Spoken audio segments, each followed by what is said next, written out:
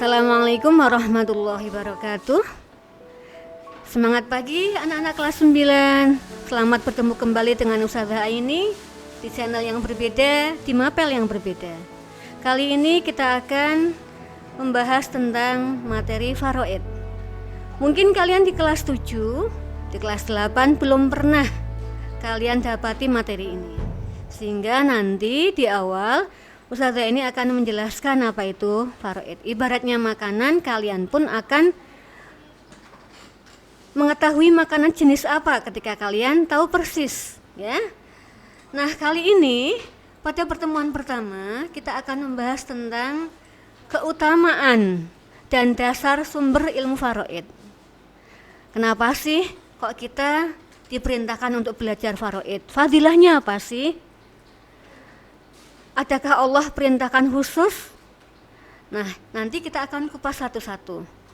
Jadi pada pembelajaran hari ini, setelah nanti kalian belajar materi ini, diharapkan kalian akan tahu apa itu faraid, ya.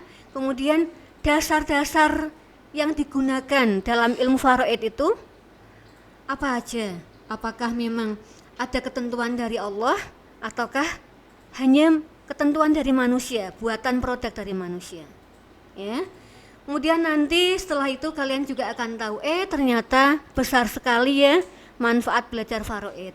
Diharapkan kalian akan menjadi tertarik, tidak hanya tertarik karena urusan dunia, tapi juga lebih jauh tertarik karena investasi di akhirat. Ayo, siapa yang kepingin itu semuanya?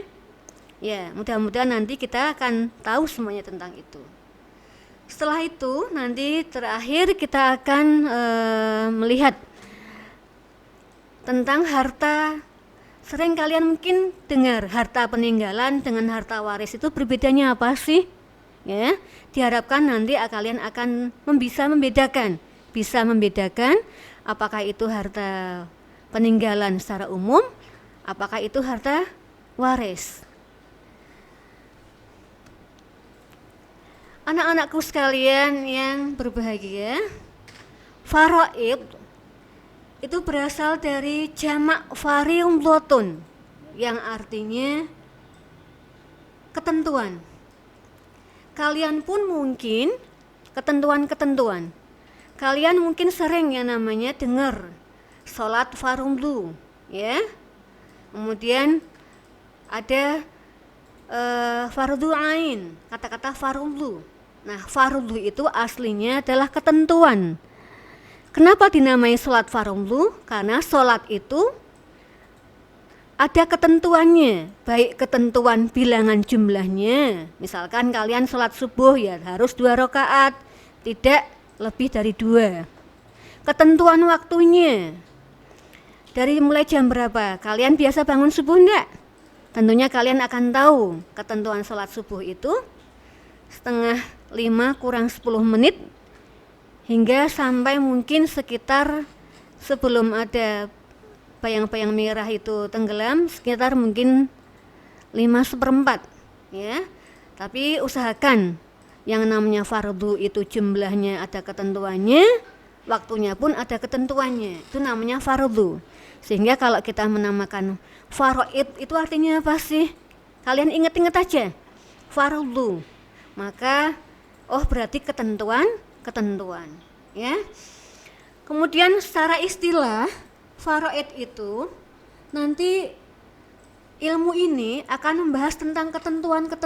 Ketentuan apa?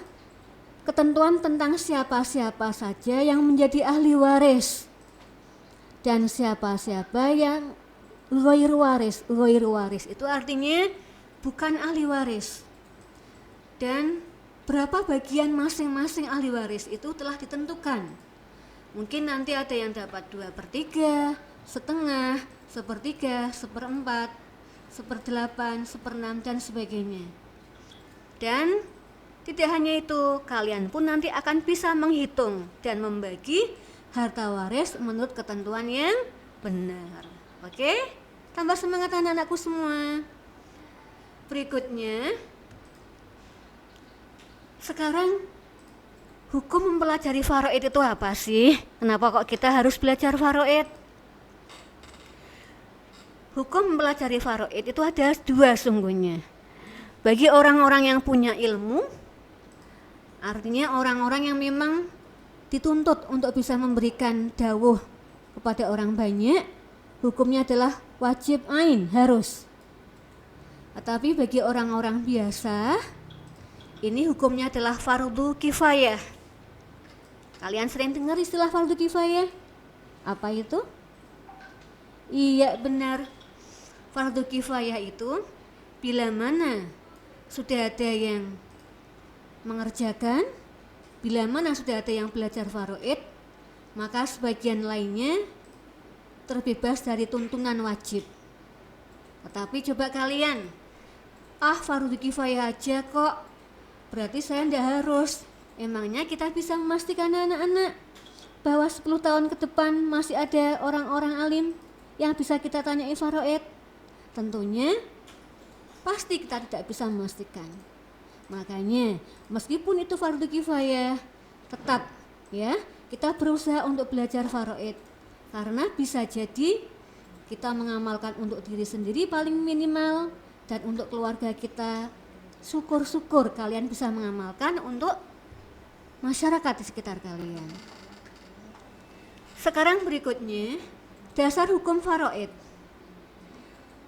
Kalau mungkin dasar hukum undang-undang yang lain adalah produk manusia, dasar hukum faraid ini adalah Al-Quran, anak-anak.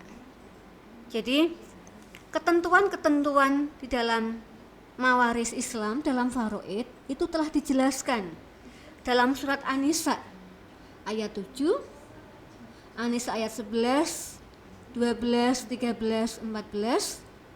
Kemudian juga ada dalam Al-Baqarah 180. Kemudian juga ada dalam surat Al-Anfal ayat 75, dan mungkin beberapa ayat yang lain masih ada. Tetapi 3 ayat yang Ustazah ini sebutkan ini merupakan ayat-ayat yang pokok yang harus kita nanti pelajari. Selain Al-Quran juga ada dasar anak-anak yang mengharuskan kita belajar faraid, yaitu Al-Hadis. Nanti kita akan kupas. Kemudian selain Al-Hadis juga ada dasar lain, yaitu ijma, kesepakatan ulama. Karena memang yang namanya hukum selalu berkembang anak-anak, ya. Terkadang di zaman Rasulullah belum muncul, di zaman sekarang muncul. Maka ulama-ulama ini mencoba mencari dasar hukum dari Al-Quran dan hadis dengan ilat yang sama, dengan sebab hubungan yang sama, untuk menghasilkan hukum yang baru yang disebut dengan ijma, ya. Kemudian ijtihad ini di bawah dari ijma. Jadi ijtihad itu sungguh, ijtihad itu artinya menghasilkan hukum baru dengan sungguh-sungguh. Yang jelas ijtihad itu boleh sepanjang tidak melanggar dari ketentuan Al-Quran maupun hadis. Karena yang namanya problematika umat zaman sekarang semakin bertambah dan berkembang. Makanya ijtihad pun dibutuhkan untuk mengatasi permasalahan umat. Berikutnya, keutamaan ilmu faraid. Apa sih manfaat ilmu faraid? Di sini Ustazah ini akan mengutipkan dari hadis yang diriwayatkan oleh Imam Ibnu Majah. Bismillahirrahmanirrahim. An Abi Hurairah radhiyallahu taala anhu qala Rasulullah sallallahu alaihi wasallam, ta'allamul fara'idha wa 'allimun nasa fa innahu nisful ilmi wa huwa yunsa wa huwa awwalu syai'in yunza'u min ummati. Jadi dari Abu Hurairah radhiyallahu an, Rasulullah nate bersabda, ta'allamu, belajarlah kalian semua, al-fara'idha ing ilmu faraid, wa 'allimu, dan ajarkanlah oleh kamu semua akan ilmu faraid itu, annasa marang menungso liyane. Fa innahu mongko stune ilmu faraid iku nisful ilmi, separuh ilmu. Jadi ilmu faraid itu kedudukannya separuh ilmu. Wa huwa yunsa, yang pada nantinya kalau tidak kita pelajari ilmu faraid ini akan dilupakan orang. Wa huwa awwalu syai'in yunza'u min ummati, dan faraid ini merupakan ilmu pertama yang akan dicabut dari umatnya Rasulullah. Maksudnya dicabut apa? Apakah tiba-tiba hilang gitu? Kayak sulapan aja, eng hilang gitu? Maksudnya tercabutnya ilmu adalah wafatnya para alim ulama yang menguasai ilmu faraid. Makanya karena ini merupakan ilmu pertama yang akan tercabut, berarti kita semua dianjurkan sangat untuk belajar faraid. Berikutnya, anak-anak semua, kalian mungkin akan mempelajari, kalian sering dengar yang namanya harta waris, harta hibah, harta peninggalan yang lain. Tahu perbedaannya anak-anak? Kita lihat ya semuanya. Harta peninggalan mayit tidak serta-merta itu langsung jadi harta waris anak-anak. Ya, misalkan ada fulanah meninggal, meninggalkan harta waris, meninggalkan harta. Apakah serta-merta itu menjadi harta waris? Tentunya tidak. Ya. Kalau harta itu belum dikurangi hak-hak mayit, maka itu namanya harta tirkah. Jadi harta tirkah itu harta peninggalan mayit yang masih utuh. Bedanya dengan waris apa? Bedanya dengan waris, harta peninggalan mayit ketika sudah dikurangi hak-hak mayit, itu baru namanya harta waris. Lah kok mayit sudah meninggal masih punya hak-hak? Haknya apa aja? Jangan dikira bahwa mayit tidak punya hak dari hartanya yang ditinggalkan. Mayit pun punya hak. Satu, bila mana mayit itu punya hutang, maka harus dibayar dulu hutangnya. Ya. Kemudian bila mana mayit itu punya wasiat yang kurang dari sepertiga, itu juga dibayar dulu wasiat itu, dilaksanakan wasiat itu. Dan bila mana mayit itu belum dirawat, artinya tidak perlu dirawat dari mulai mandikan, mengafani hingga sampai kepada menguburkan, ini juga harus diambilkan dari uang itu.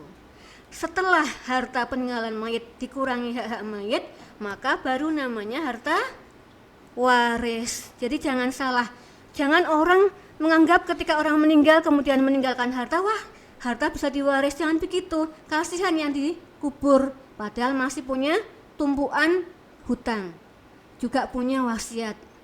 Ya, maka selesaikan dulu hak-hak mayit. Kita ambil contoh sekarang ya anak-anak.